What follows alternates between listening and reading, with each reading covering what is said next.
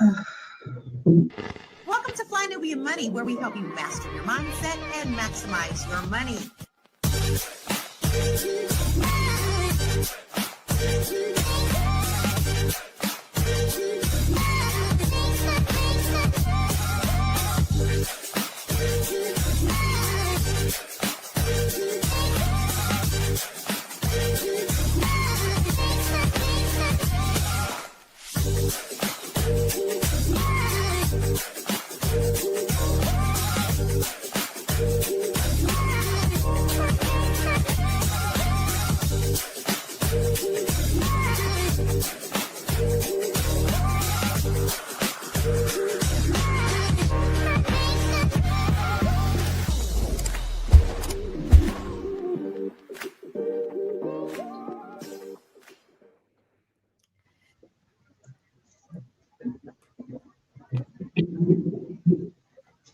Welcome to Fly Nubian Money, where we help you master your mindset and your money. Listen, y'all, it's Friday. You know what day it is, and we make sure that we have Blackout Fridays as we're entering into this holiday season. We want to make sure that we spend our money in places that respect our money, small business, people that look like us. We want to make sure that we support all of those. So please participate in that. But today, I tied that in first because this here is related. Today, we're actually talking about something that every American can relate to. That moment when payday hits and within hours, the money is already gone. A new survey shows that people are spending 1/3 of their paycheck in 12 hours and almost half within 48 hours. Not because they want to, but because the cost of living makes it impossible to wait. Millennials and Gen Z feel the pressure the most. Rent, car payments, insurance, groceries, personal debt, overdue bills hit so fast that people don't even get a chance to breathe. So today we are asking the real questions. Why are we all broke by day one and almost all completely broke by day two? What does this say about the economy? And what can we do to protect ourselves in a system that seems designed to keep us stressed out? Today, I have a full royal court of queens. I am so tickled to be surrounded by them. We have Mary Dean Esquire at the wallstreetlawyer.com. We have Minister Connie, entrepreneur, real estate investor, and author. We have Yolanda Spivey, insurance broker to the stars. We have Micah, the creator, owner, and trainer of herpayday.com. And you have little old me, Lala Keys, singing international real estate agent. Listen, ladies, I know we've all been there at some point. We may not be there now, but at some point when you're first starting out, maybe when you're young in between jobs, it gets a little rough. Now, we know that the economy is absolutely crazy. But has there been a point in your life where you have definitely lived paycheck to paycheck and struggled with after getting paid, not having enough to get to the next payday? I'm going to start with you, Yolanda. Can't hear you. Can you hear me now? The gremlins. I was just telling a friend the other day that there was a point where I was in my apartment. I was living alone. I was like 19 years old and I was so hungry. I had just paid the rent, all my bills. I had no more money left for food. And I was embarrassed to go, like my young ass was so embarrassed to go stand on the food line just to get like a plate of food or to go to a food pantry to get a box of food. So I remember being in my apartment. I was so hungry, y'all. My friend from upstairs, she knocked on my door and said, Spivey, I have an extra pork roast. You want it? And I said, hell yeah. And I took that pork roast and I ate it. And let me tell y'all know that I don't eat meat. Okay. I don't eat meat. But I ate that pork roast. It was the best freaking meal I've had. Okay. Even to this day, it was so good because I just remember being so hungry and not wanting my pride, not wanting to ask anybody for anything. So yes, I've been there, done that many a times.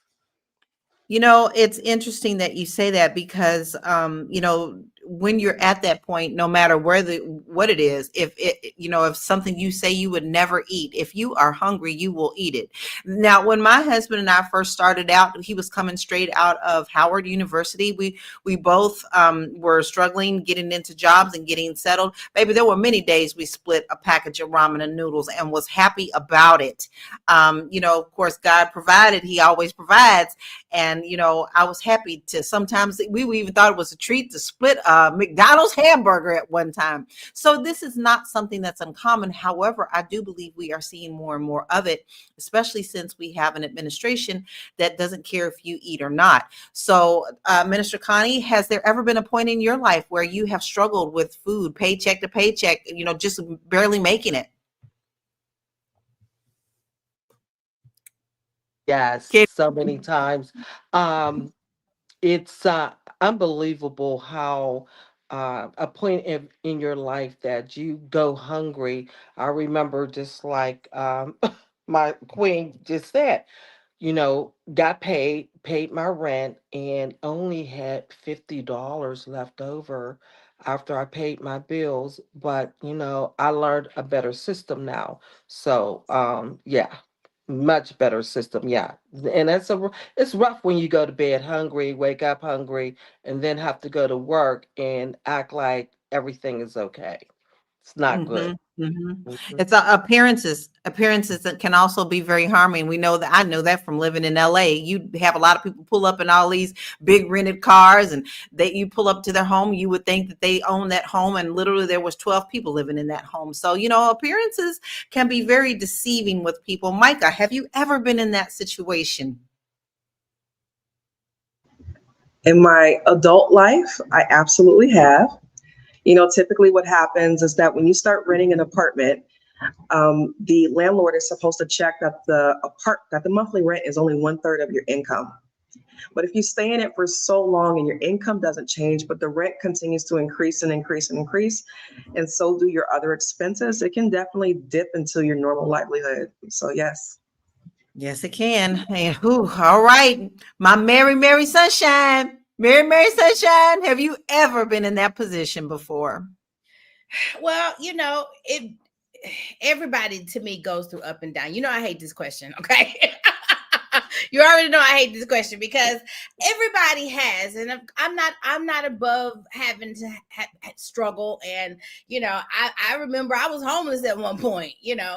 Um, some your struggle ain't like somebody else struggle, and I don't go through it like everybody else. For me, I was homeless right before I found my. Well, okay, I was kind of homeless by choice because I was living in New York, and I was refusing to move back to Brooklyn. I had just branded myself as the Wall Street lawyer. I'm the Wall Street lawyer.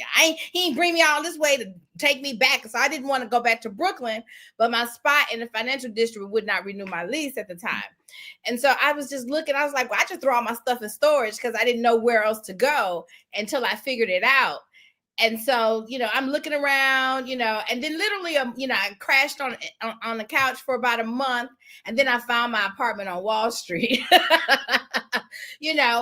so I'm just an optimist. And so here's my question to that. When you say, well, have you ever lived paycheck to paycheck or client to client? I've done it, been there, done that. But what does scripture say? Give us this day our daily bread. And so, sometimes we get worried and we move into the spirit of anxiety and anxiousness because we're looking too far ahead. But if you got today's bills covered and what more do you want? So. Well, my purpose for asking that question is to also bring up the point of gratitude. We are in a month of gratitude as we enter into Thanksgiving next week. At some point, we forget those down points and we just move on and we just act like it never happened. But see, you have to be grateful for the moment that you are in right now.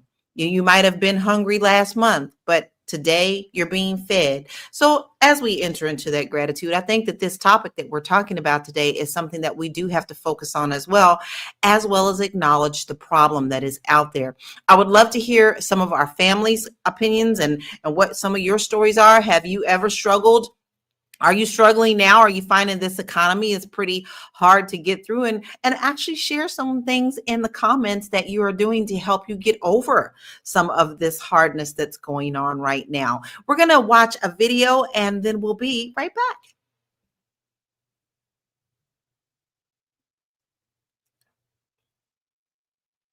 New study reveals young adults in the U.S. spend over 30% of their paycheck in the first 12 hours and nearly half of their paychecks within 48 hours. Unfortunately, I believe this, but unfortunately as well, I don't believe that it's every individual's fault. This economy is really, really bad right now. But I do want to ask though, how many of you guys actually plan your income? Like, you know where every single dollar is going before you get your check, before you even get your direct deposit. And I ask that because although the economy is bad, inflation is up, and jobs aren't really keeping up with that, a lot of people don't tell their money where to go, so they always ask where it went. Planning your income has been a game changer for me. Even when I didn't have a lot of money left over from my check, I knew where everything was going before I even got it, and that allowed me to make better decisions. A lot of us, we get our money, we maybe pay the bills first, we may go out to eat first, but we're going to go and enjoy ourselves, and then come Sunday night, evenings, Monday morning, Tuesday for sure, we go back and look like, dang, we ain't got enough money for this, we ain't got enough money for that. But if you planned your income, you would have known, it would have told you exactly how much money you had to do whatever you wanted to do. And sometimes it tells you not to do it.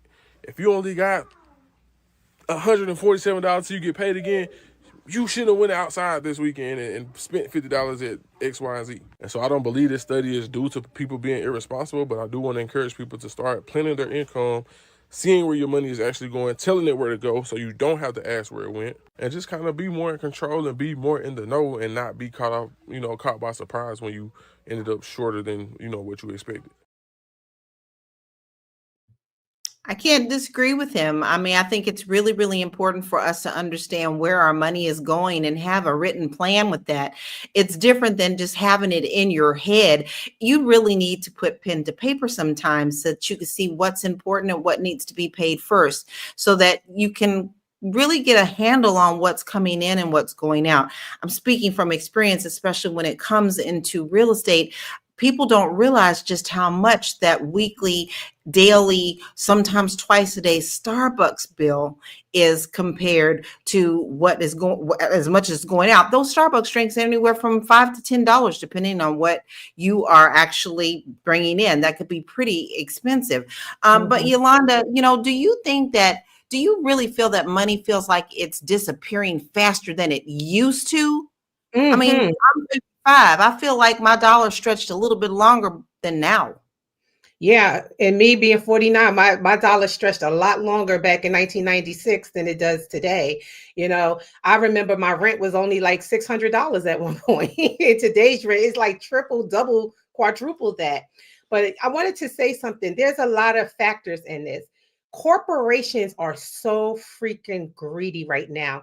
And they are not raising people's salaries, but they certainly are raising that rent. Micah made a good point about how they're raising the rent. Your salary is stagnant, okay, and then your other bills is being raised too. So you're not able to catch up. You're just not able to catch up. And then on top of that, we have a culture of social media where everybody wants. They feel like they can just get whatever they see other influences, whatever other influences have, they think they can have that too. And so a lot of the kids are not being educated. That's another thing, education. Back in my day, they used to have like accounting classes in high school. They don't have any type of financial literacy classes in schools anymore. So children are growing out of they're coming out of high school and they thinking, oh, we can just spend willy-nilly style, like tossing it up. No, you guys have to budget. We need to force the public schools to have the kids budget, or some type of financial literacy class needs to be taught to these children because they're upside down. They are upside down. I feel sad. I feel sorry for them. I think a lot of things should be put back in school. Home economics, for one, is one that you should Oh always yeah. have. I mean, for young men and young ladies. Oh Listen, yeah. Deborah says fasting and praying has been my saving grace during the season of life. And Dennis says, I'm working on eating to live instead of living to eat. A conscious That's right. consumption is a wonderful shift of view during trials and tribulations. Shanera, if I hope I pronounced that right. If I did not, please don't blame the heart. I totally agree with him. She was talking about the video that we saw. Deborah said, remaining grateful to be in my right mind as a grandmother. Mary McCoy would say, yes, yes. My mother used to say that as well, because that is a big thing, y'all, being in your right mind. You don't really quite understand that until you get older.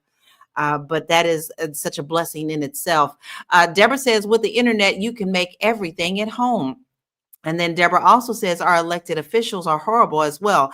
They make a 6-figure salary and don't think raising the hourly wages are necessary.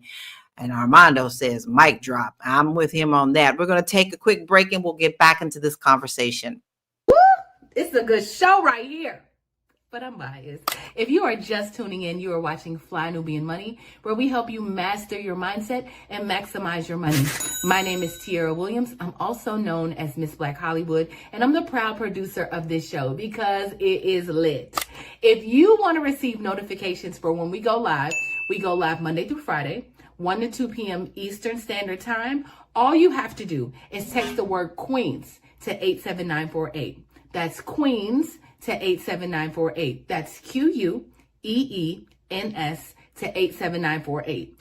Also, if you want to grow your money and not blow your money, all you have to do is go to flynubianmoney.com. There's all kinds of resources, there's courses, there's free giveaways. There's just no reason to be broke in 2025. All you have to do is go to flynubianmoney.com. Obviously, you don't want to be entertained here. You want to know enough to grow. Wait, I need to put that on a shirt. You got to know to grow. Got to know to grow. So know and grow with flynubianmoney.com.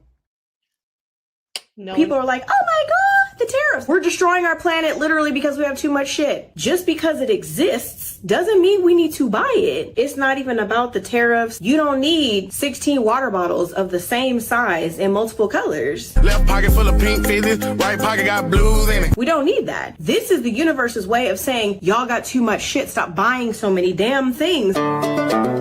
You don't need that. Get it out your cart. There is a dis-ease within this nation, and it is called overconsumption. You got too much shit. How many water bottles you got? How many? Go count. Go see. There was a time when you had one pair of shoes, one pair of pants, one nice jacket, one over jacket, one scarf, one hat. You had a watch, you had maybe some jewelry, and it was real. It wasn't fake. That was it. And we were content. Now, granted, the tariffs suck. Taxes suck. None of us want to pay taxes. Clearly, we would not be so impacted by this if we didn't have so much shit. If you have clutter, you have too much shit. It's not a judgment. Most of us have succumbed to it, particularly in America, because apparently we are the richest country in the world, so we got a whole lot of shit. But before we go crazy over the tariffs and start a whole ass war, maybe what we can do on an individual level is stop buying so much. Marketing geniuses have put you in the mood to spend money by putting buy now buttons on websites and sending you emails to remind you, hey, you forgot something in your cart. I didn't forget. I left it because I realized I don't need that. So stop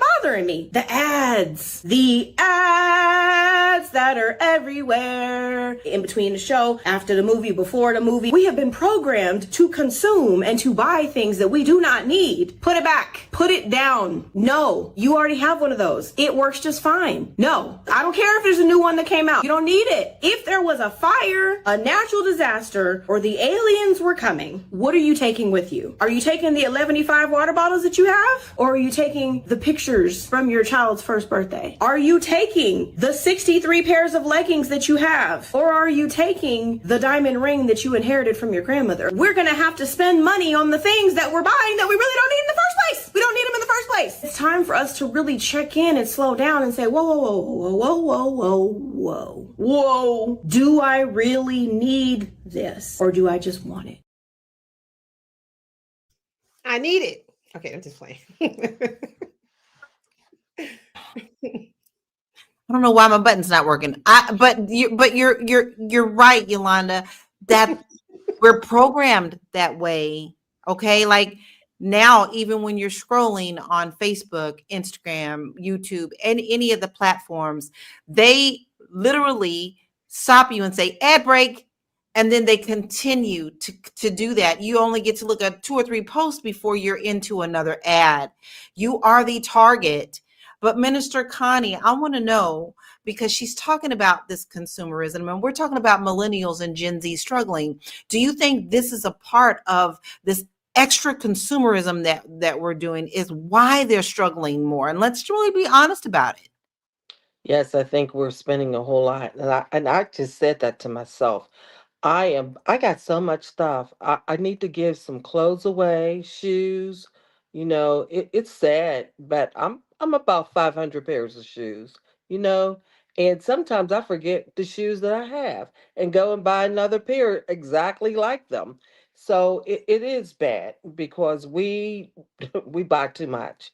But I think that when you get to a certain level of being comfortable and have a little bit of extra money, I think you kind of splurge a little bit on yourself and say, I need this, or I deserve this. And really, you really don't. You just buying things and talking yourself into things you don't need. I have to say that, I'm always back and forth between Portugal and the United States. When I say I am flying, I made a joke about it. I said, hey, I'm flying into the Twilight Zone, where life is a lot simpler in It is. Portugal than it is in America. The Portuguese people live simply. They enjoy life. They enjoy their culture. They spend quality time with their children. You don't see kids rolling around in Portugal with cell phones in their hands at the age of 6 months. These kids play on the playground to like 14, 15 years old. So there is a difference. And I think that America has a serious problem with wanting to fit in, wanting to be the influencer, wanting this, wanting that so much that they just feel like they're entitled to doing that. But Micah, I want to ask you this, because it is also tied into mental health, right? Do you feel that financial stress really affects your mental health, especially when we are trying to be that influencer? Absolutely. Although I don't know that the issue is that everyone is trying to be the influencer, as it is sometimes like you just might be trying to relieve your stress, right? Um, Out here, I know a lot of people that work 2 jobs. That means that the brain is working 2 times as hard, which means it's going to need more food. It doesn't have time to, shop or cook. So they're door dashing, right? Which is 5 times the normal time of your grocery store meal. You have that. Then they're going out and buying stress relieving items, lavender, candles, incense, you know, you name it. What alcohol can they get their hands on? Like I stress myself out all week. I need to go club. That's another, $200. So it could even just be things like that. And it's easy to just run up a bill. And of course, if you're doing all that too, you do have times where you feel like, hey, I need to have something special for myself, because I did all this work. So if this thing costs, $50 to $200, I'm going to spend the money on it because I deserve to be rewarded. I mean, it's just life. So It is life, and I think it's all about balance. But I think where we come out of balance is when so many things that are normal, just even a bottle of lotion. Not I'm not even talking about let me treat myself to a Schmiel good piece of lotion. When regular things like that are 3 times higher than what they used to be, that paycheck is not going as far as it used to when we're not even getting the raises. Now, Mary, I'm going to ask you this because I don't want to focus really, really all on, how bad it is. I mean, people will see, and you're my sunshine. So listen, how can people organize bills so that payday doesn't always feel like it's so overwhelming? What are some tips that you have for people? Can't hear you. Okay, there we go. Every time I go to Home Goods, I always ask the people in front of me in line, what do you have in your basket that you can't live without of but don't really need?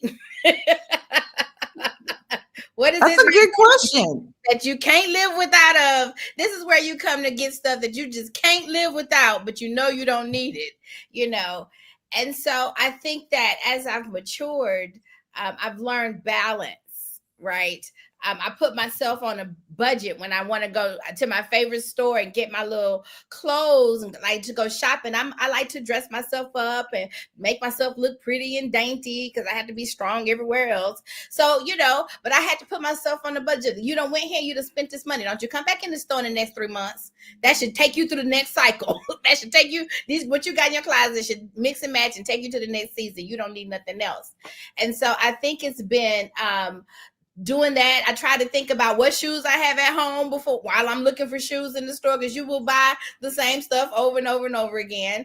You wasting your money. And so I really like that video with the guy where he talked about financial planning and budgeting, because even though the entrepreneur in me hates the word budget, because I feel like you go and create more. I don't want to hold myself back, but financial planning and financial mapping is responsible behavior. And so your bank account will tell you if you got some extra money to buy that wig or not. Okay. Your bank account gonna tell you them shoes is nice, but why you even in this store? Your bank account will tell you that. And so you just need to listen. And then the other thing, when you talk about optimism, when I got my first 6 figures that I made as a baby lawyer, I was working at a nonprofit company. They said, we're going to pay you 50, but we can't give you no 6 figures. So you want the rest, you can start another business on the side. And so I have always had a business and a job. I just did. And jobs did come and go. They didn't want to pay me what I was worth. And eventually I just didn't need them anymore. And so you can never, don't limit yourself. You always want to, and the best time, in all honesty, the best time to create another business is while you're fully employed, because businesses cost money in the beginning. And you don't need to also have your nervous system in fear and overdrive while you're trying to build some money on the side. And as our ancestors have always told us, it takes money to make money. So if you got some money coming in consistently, you dabble, which you got more hours when you get off work. You got time when you on your weekends and things like that. So if you ain't got children and a husband at home or a wife at home, then that's exactly what you need to be doing. You need a baby business and you need to nurture it, because one day it will grow up and take care of you. I always tell people, listen, even as a kid, I've learned that I could go to the little pharmacy store down the street in their candy aisle, buy candy, sell it at school, and come back with 4 times as much as I paid for it. There are ways around it. Somebody wants you to teach them how to make that brownie. Hint, hint, hint. You should put together a class about that. That's just a small time of your day to get that little hustle going. Dr. Vibe said something very interesting. He said consumerism. The first 3 letters are con. Enough said. Double A says so many places are much simpler than America. When I lived in Japan, I never had any worries. Listen, it is also a mind frame. Now you're talking about, go ahead, Mary. Well, I was going to say that too. Mind frame. You took the words right out of my mouth. I guess I was trying to take them out of yours. But mind frame, just because I live in America does not mean that I don't go to the park and touch grass. That don't mean that I don't listen to a waterfall or go swimming or go ride to Galveston or Surfside or even go sit by the pool or go sit by a little lake. That doesn't mean that I can't live a simple life. You don't have to be in the fray. You don't have to buy every commercialized item. You don't have to follow the hype. You don't have to always have the newest iPhone. You can live a simple life wherever you are. It is a mindset shift. But that ego that people have, they have this ego. They need the new iPhone. They need this. They need that. They need to be, up on the latest thing. That's what. So then you take responsibility for your prison cell. Exactly. You know what? You're right. It's a prison cell. And one thing they don't understand is that these corporations are putting them back in slavery or keeping them in slavery with stuff. Yeah, stuff. I can't tell you how many houses I've been to where they can't even sell it because they've got to get rid of so much stuff. We're going to take a quick break and we will be right back. I know you're busy, you got things to do, and you can't take us on the go with you every single day. Good news for you. We are now on Spotify. So if you can't watch us, now you can listen to us on Spotify. Search Fly Nubian Money and all the episodes shall appear. All you have to do is like, subscribe, leave a 5-star rating, leave some comments, tell people how you love us so that when other people come along and are looking for a great show to watch, they can find Fly Nubian Money too. One last thing, and just in case you've been sitting under a rock, Fly Nubian Money now has an investment club. We are the Fly Nubian Money Club. It's easy. All you have to do is go to flynubianmoneyclub.com, and I am committed to bringing in top experts from all industries to help you level up. They're teaching us the skills that we need to compete in this market.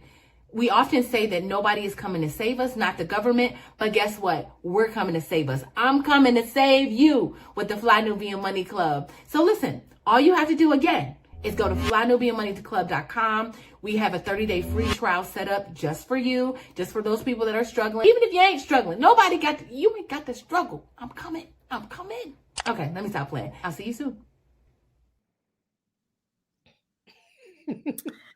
Well, that's what we do. I mean, honestly, I know we have that for you, but are you taking advantage of that? I'm gonna let that sink in for a few minutes because there are actually ways that you can grow your money, and we are helping you to do that. And that is a smart thing to invest in yourself with Fly Nubian Money. Now, we talked about consumerism, and we talked about how, it seems like every time the new iPhone comes out, then everyone must drop what they're doing right now to go get the new iPhone. I'm still working on iPhone 11. I'm perfectly fine with my iPhone right now.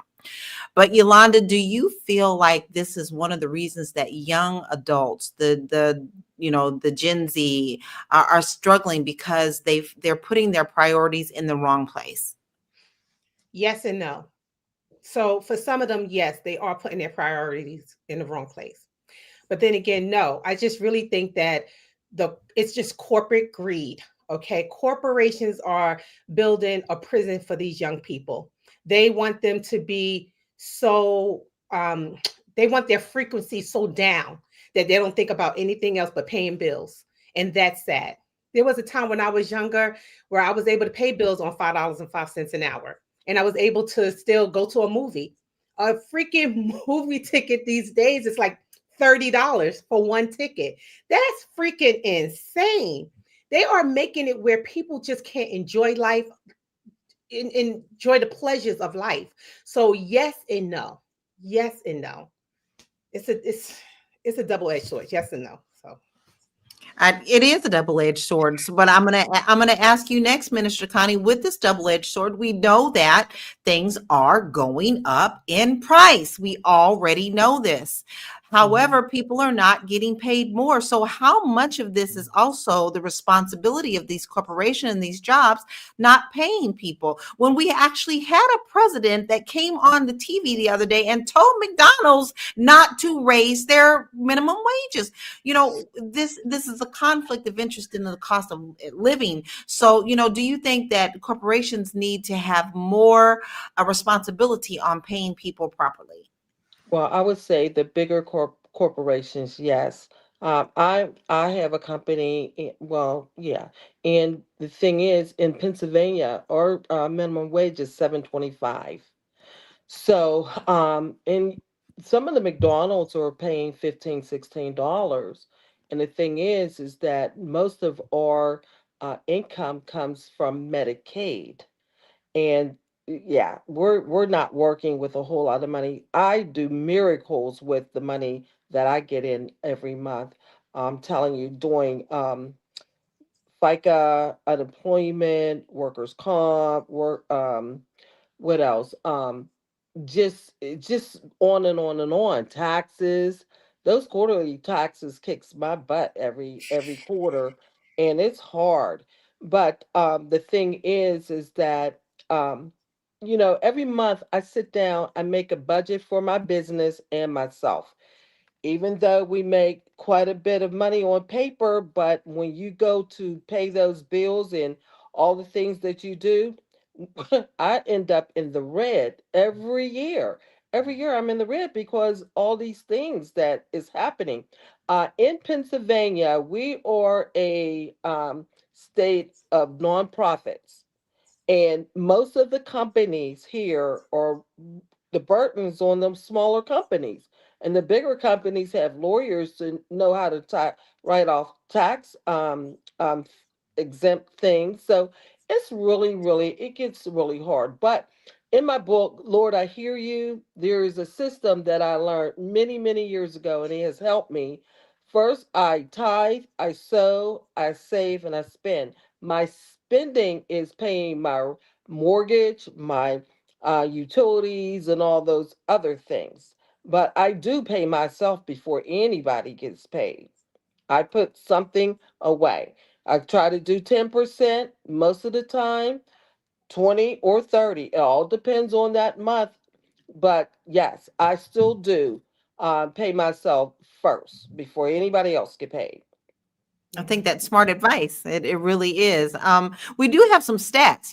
Oh, I'm sorry, Yolanda. You have something to say? Yeah, I was just going to say, Minister Connie is so correct, because as a business owner, we do have so many taxes and expenses and things like that. Then on top of that, we have to pay a living wage to people here in the United States.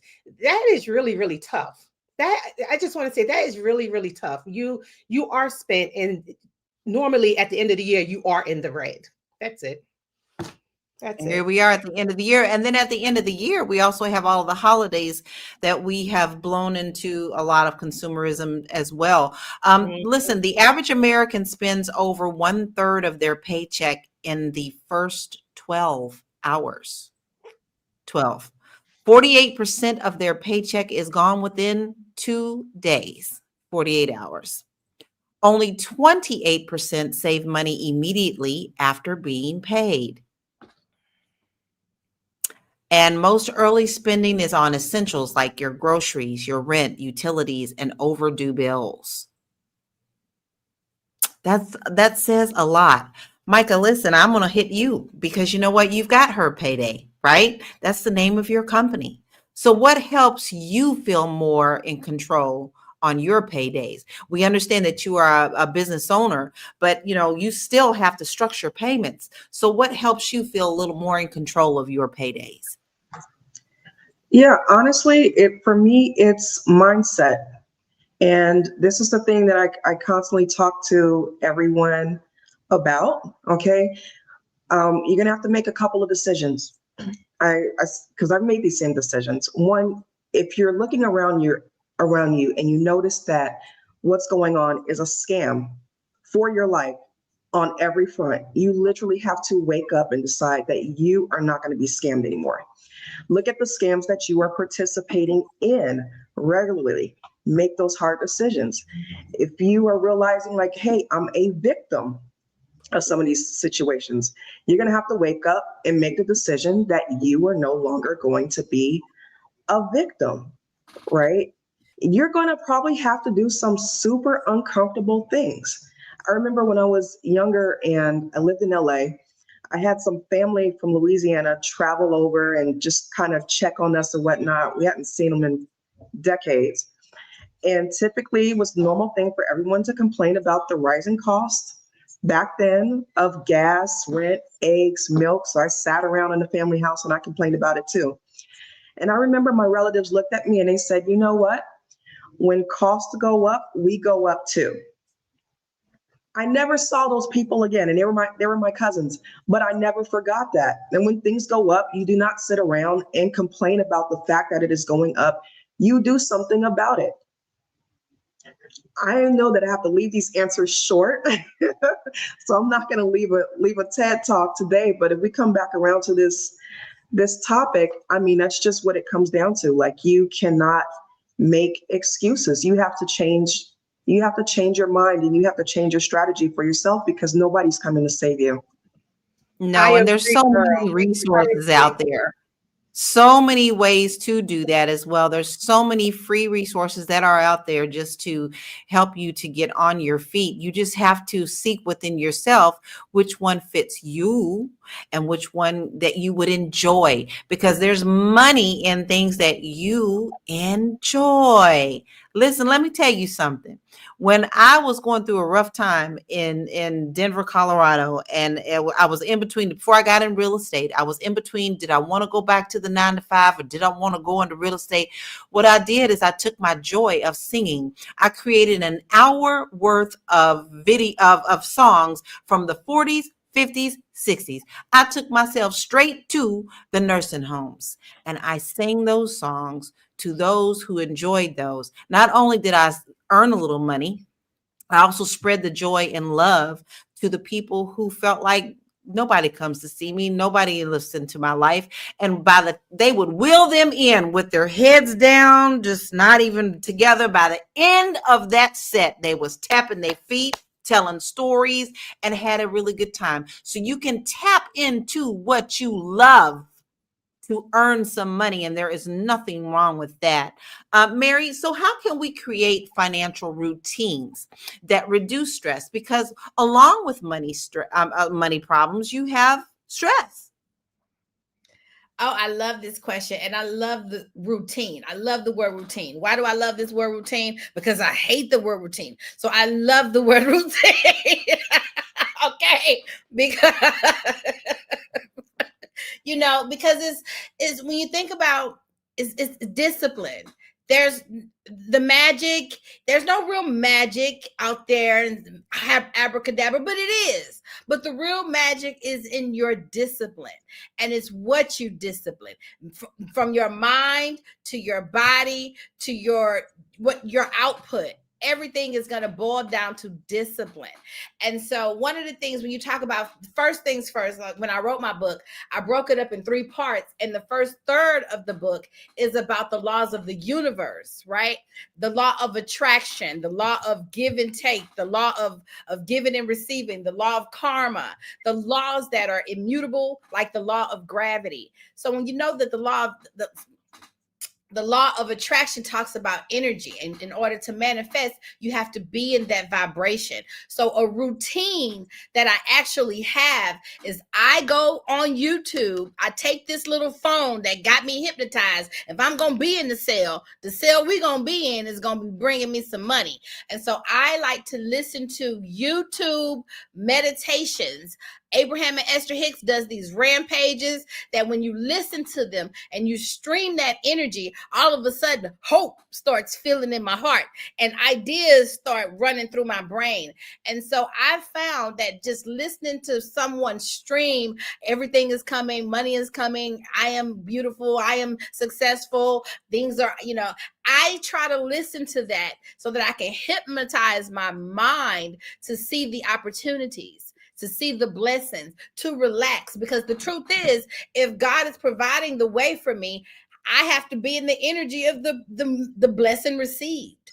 I have to be in the energy of the bills paid. I have to be in the energy of the surplus and the overflow, despite what's going on. And so that's the first routine. I am routinely inputting information that is uplifting, inspirational, and where the money resides. Okay. I The love Can I that. say something real quick? That Yes. was spot on. I love that. Yeah. Every morning, I frame my day by saying, when I wake up, I give thanks to the Lord for waking me up. I give thanks to Him for everything. I also speak to myself. I say it while I'm in bed. When I open my eyes, I tell myself that all is well. I tell myself that all things works for my good. That's Romans 8:28. So all things work for my good. I Yeah. tell myself that I am loved because I know God loves me. So these are the things I say to myself. And you have to feed yourself, repeating, saying the things, listening, but also repeating those things to yourself, because faith comes by hearing and hearing the word of God. So the Lord says that we speak structure. Our words that we speak is like speaking like God. We're small gods because we're made in His image. So when we speak over ourselves, we're changing the environment, we're changing our life. So all those that are listening, speak over yourself every day. Frame your day before you hit the floor. Frame your day. But I just wanted to say that, going off of what you said, Mary. Yes, Loved Yep. it. And Definitely. I love that because it's not just some things, but it's all things. Even when you say the rising prices, maybe the rising prices is gonna put the fire under your feet for you to become who you were supposed to be all along. that's so true. Yeah, Mhm. The that is other so And you know true. what? I say this That's to myself. true. I don't live in this economy. Where I come from, I'm rich and I'm healthy. I'm under the heavenly economy, because there is no there is no there is no poverty in heaven. There is no sickness in heaven. So therefore, I am a heavenly citizen. I have the same entitlements as up in heaven. So I speak that also. Okay, so that, I mean, that's absolutely great advice. I believe that totally, but I want to switch us up on a little bit of a narrative. Okay. Let's check out this video and we'll come back to this conversation. I love watching paycheck breakdowns. So, I got paid on Friday. Let me tell you guys how much money I made. And please, not too much. I get paid every 2 weeks. I know it's not a lot, okay? Yeah, on this upcoming period, I only worked, it's like about like 38 hours a week. I got paid $1,144.85. Y'all, that's every 2 weeks, y'all. Fuck. First, I gotta pay my car note is $973.84. That's leaving me with 171 with 1 cent. Fuck. Now, y'all, I have a Jeep, and Jeeps be giving people problems and stuff, right? So my car warranty a month is 154.04. So I have to pay that. So that leaves me with $16.97. Y'all, damn. Fuck. I can't even buy me a plate of ribs, macaroni. Okay, y'all, I told you guys I've been doing DoorDash to make it ends meet, right? So on my DoorDash card, I went hard this week. Like, I ain't gonna lie. I made $599.62, right? So boom, I gotta pay for my wisdom tooth, right? I got my wisdom tooth removed, right? And it was $5,000. It was 4 wisdom tooth, $5,000, right? The insurance only covered $3,000, so I had to pay $2,000 out of pocket. So I paid $62 a month. It's been like a year. I'm almost done, like a little bit, just a little bit. So that leaves me with $537.62. Y'all, now it's gas, and I have to put money away for gas every 2 weeks. So basically, it's $130. Every week is $65 in gas. That's a lot, but goddamn, I should have got me a Toyota. Ugh. And next is my credit card, y'all. My balance is literally $900. Like, I maxed that shit out. So I just pay the minimum of $40 so I can't afford to pay the rest. So that leaves me with $407.62. That's kind of crazy, y'all. I'm not gonna lie. And I gotta pay my afterpay. And y'all, afterpay, I made a mistake. I started buying shit on afterpay. But this pay period I only have to pay $13.37 on afterpay. It was on Fashion Nova, and I only bought like one thing. But then, y'all, affirm, y'all. I literally pay $52 a month plus, y'all. After I pay my credit card, whatever, right? That leaves the balance to $367.62, right? Boom. Okay, cool. Now I gotta pay afterpay. I bought something on Fashion Nova. I only bought one thing, and that leaves me with $354.25. Then I have Affirm, which is I pay $56.03. So that leaves me with $298.22. Now, y'all, I fucked up. Now, she really went through line by line of what she did. She admitted to some of the things that she did, but we're going to start winding this down. But we're going to center our final thoughts around this young lady's video. And my question to each one of you is, how would you tell this young lady how to change her budget? I'm going to start with you, Yolanda, and then please tell us where we can find you. Yes. So I'm looking at this young lady. She said that her car note was $900, but yet she owed $900 to a credit card that she only paid $40 on. Make it make sense. Make it make sense. So I would tell her that her priorities are out of line. Okay. If you have a $900 car note, to me, I'm assuming that she has a luxury vehicle. All right. I would tell this baby to first get a little beater. Okay. Something that you can just, a car that, a $5,000 car. Okay. Something that you just pay off completely and work your way up to having a luxury vehicle. That will come later in life. You don't need that at that age. You know what I'm saying? That age should be spent building yourself up. And I didn't even hear her say that she invested in anything, not a 401k, stock market, Roth IRA, anything. I would tell her that right there is her ticket to wealth. Okay. Setting yourself up while you're so young. Put your money away and let your money work for you. Because she is working for her money. No, baby. Your money should work for you. Please. Anyway, Yolanda Spivey, insurance professional, insurance extraordinaire. Okay. You can reach me at mwhitney.com. I can insure anything that you need, even your pinky toe. So give me a call. I got you. We're big on life right now. So if you need life insurance, please give us a call. Reach out to my assistant, Jello, at life@mwhitney.com, and we will hook you up. Give us a call. Thanks. And that's something you should put into your budgets. That very, very important thing that you don't know what's coming at you. So you need to make sure that you hook up with Yolanda so that you can get yourself settled with that as well. Minister Connie, what would be your advice to this young lady, and where can we find you? My advice to this young lady would be, why would you have a 900 and something dollar car? You must live at home. Her parents should have talked her out of that. Her Yep. payments shouldn't have been no more than $250, $300 for a very cheap car. She's trying to show off a car. And the first thing I would have told her was, get some life insurance. But I like IULs because you could put your money in it and borrow back off of, even though you could do it on insurance. But in my policies, I've been paying it for years. I borrowed $40,000 to buy a property that now I'm getting like 1,700 and something a month for rent. So, but I had to pay more for the property. But yeah, invest, save your money. Like I said in my book, Lord, I Hear You, get it?